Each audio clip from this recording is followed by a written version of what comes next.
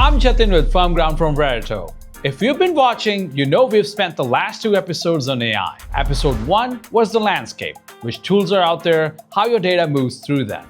Episode 2 got tactical, the actual settings and policies that keep client data out of a training set. And at the end of that one, I told you we were going somewhere different this week.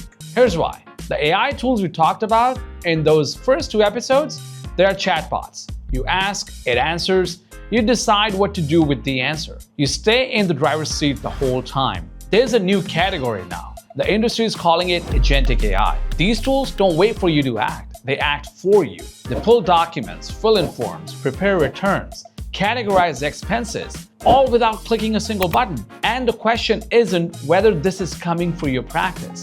It's already here. The question is whether your firm is ready for what it changes. By the end of this episode, you'll know what agentic AI actually is, which platforms are shipping it right now, and the 3 things you need locked down before you turn any of it on. Last month, Thomson Reuters demoed something I haven't been able to stop thinking about. They showed a tool called Ready to Review. Here's what it does. A client uploads their source documents. W-2s, 1099s, bank statements, all of it. The AI reads them, organizes them, and drafts a 1040. Not a summary, not a checklist, a prepared return, sitting in your review queue, ready for you to check. They're calling it about an hour saved per simple return. Run that across 100, 200 returns. During filing season, that's a whole staff member's worth of prep work, quietly handled before you sit down. Now here's the part that stopped me. When AI prepares a return, not when it answers a question about a return, not when it looks something up for you, but when it actually does the work. Who's on the hook if something's wrong? That's where this episode goes. Let's start with what's actually out there, not what's rumored, not a press release with no ship date, what's shipping or about to ship that touches your work.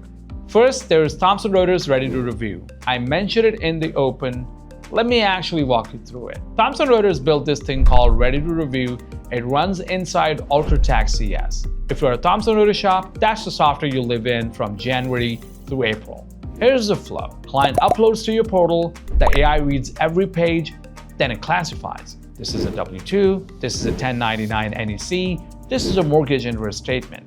It maps the data to the right lines on the 1040. Drops the drafted return in your queue with everything flagged for review. Now, I want to be specific about what review means here. You're not staring at a blank screen. You're checking work that's already been done. It's closer to what a senior does when the reviewer staff preparers return. Except the staff preparer is an AI, and it processed the whole thing in a few minutes instead of an hour. Here's the part that matters for today. That AI isn't answering a question, it's doing work, it's taking a stack of source documents and producing an actual tax return. That's a fundamentally different thing than what we covered in episode 1 and episode 2. Second in line is Wolters Kluwer, TaxWise Online, Expert AI. Thomson Reuters isn't alone. Wolters Kluwer's been building something similar into TaxWise Online. If you're a TaxWise shop, you may already have access to some of this. Their Expert AI module is heavy on document extraction. The thing that used to take 30 to 60 minutes pulling numbers off of source docs, typing them into the right fields, double checking the transposition errors, now happens in under a minute. Under a minute.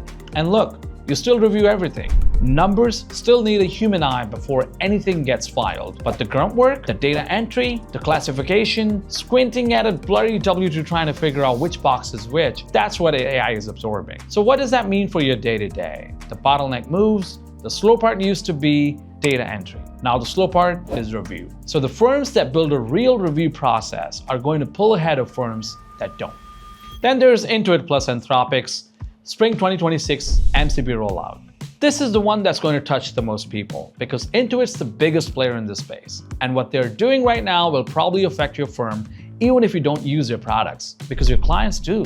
Earlier this spring, Intuit Anthropic, the company behind Claude, the AI we talked about in episode 1, announced a partnership. The mechanism is a thing called MCP, Model Context Protocol. We don't need to get into the technical weeds. Here's the plain English version. MCP is like a set of doors that let an AI walk into the application and do things. Not just read data, not just answer questions about data. Take actions, create invoices, categorize transactions, draft communications. Enter its rolling MCP across TurboTax, Credit Karma, QuickBooks, and MailChimp. All of them. Think about what that means. Your QuickBooks clients are about to have an AI that categorizes your transactions, reconciles your accounts, and drafts financial reports without a human checking anything, without a human clicking anything. Now connect it to something we said in episode 1. Remember the difference between consumer tier and business tier AI? How the consumer ChatGPT trains on your data by default. Same question lands here. When an AI agent is acting inside QuickBooks, where is that data going? What's getting logged? What's being retained? Those are the questions your clients are going to ask you. You need answers ready. Let me make sure we're on the same page about what agentic actually means, because the distinction is a compliance issue, not just a vocabulary one. Think of a chatbot like a really smart research assistant sitting next to you. You ask, it answers, you decide what to do with the answer. You're in control the whole way through. It never touches your files, never changes a number, never submits anything. An agent is different. An agent is like a staff member. You hand it a task, process these source documents, categorize last month's transaction, and it goes on and does it. Opens files, decides how to classify, writes data, then comes back and says, done. Here's what I did. Want to review it? That shift from answer my question to do my work changes the whole risk calculation. With a chatbot, the worst case is a bad advice you catch before you act on. With an agent, the worst case is it already acted and you're catching it after. I'm not saying that to scare anybody. The review workflow on these platforms are pretty solid. Thomson Reuters flag everything for human review before anything gets filed. But the fact that an AI did the work still matters. It matters for your insurance. It matters for your WISP.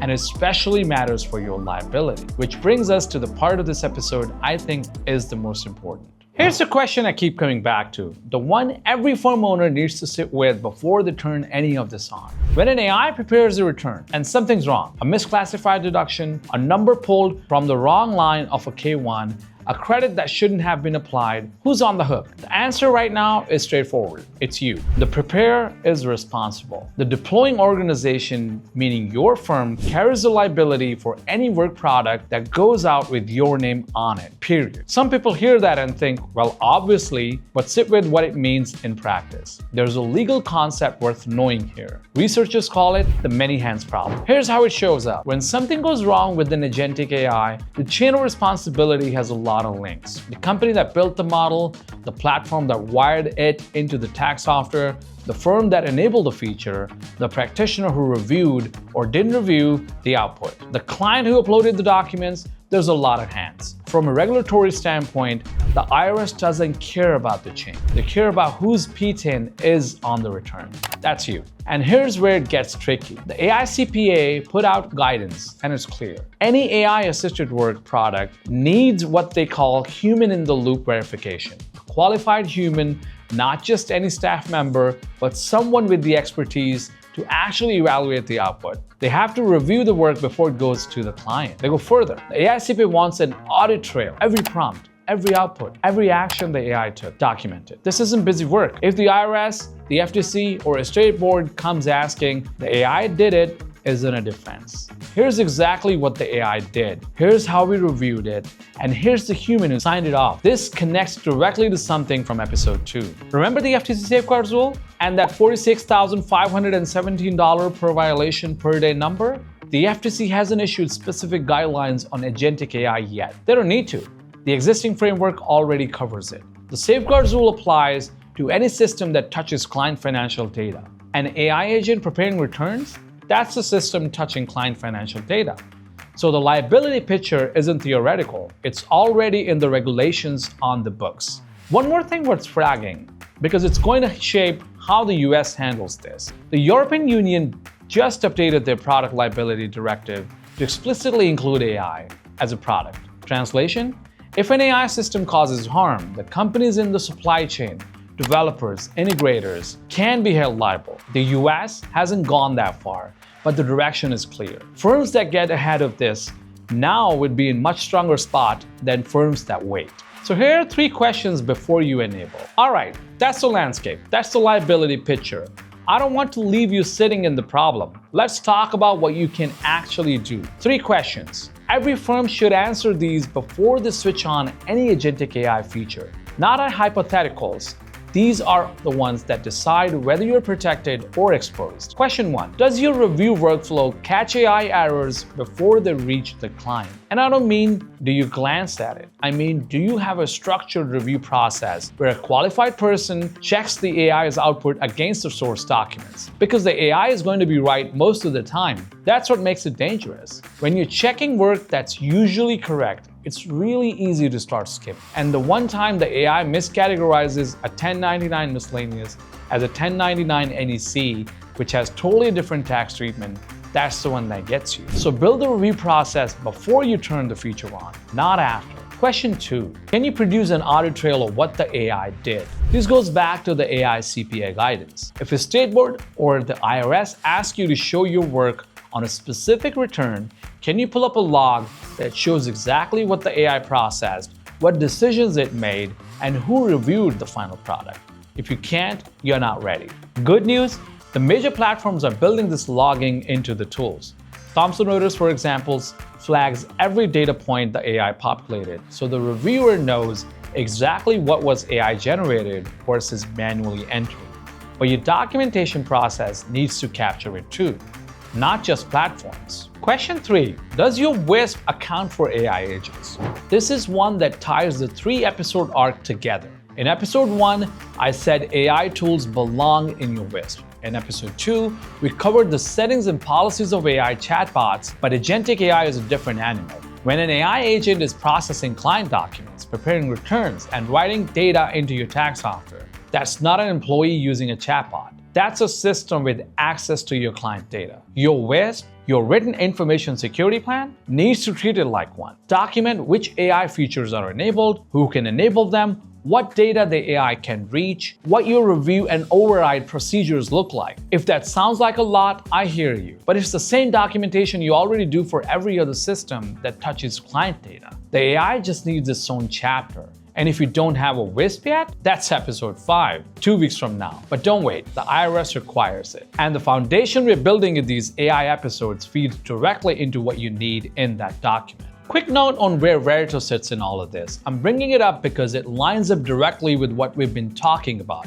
not as a pitch. RateSpace, our hosting environment, runs UltraTax CS, TaxWise, Drake, Lizard, ProSeries, QuickBooks, all of them. So wherever these agentic features land, Thomson Reuters is ready to review Wolters Kluwer's Expert AI module.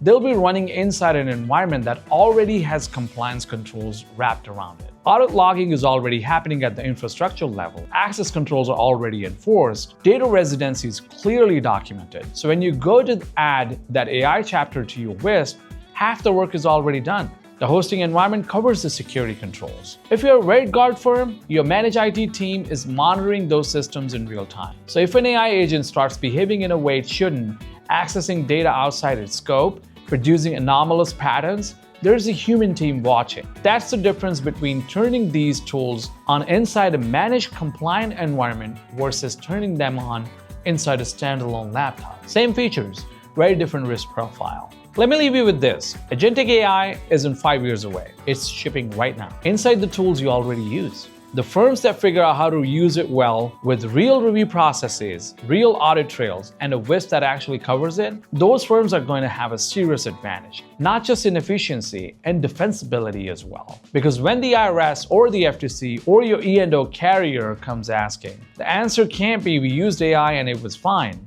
The answer has to be here's our process, here's our documentation, here's the human who signed off every return. That's what protects you.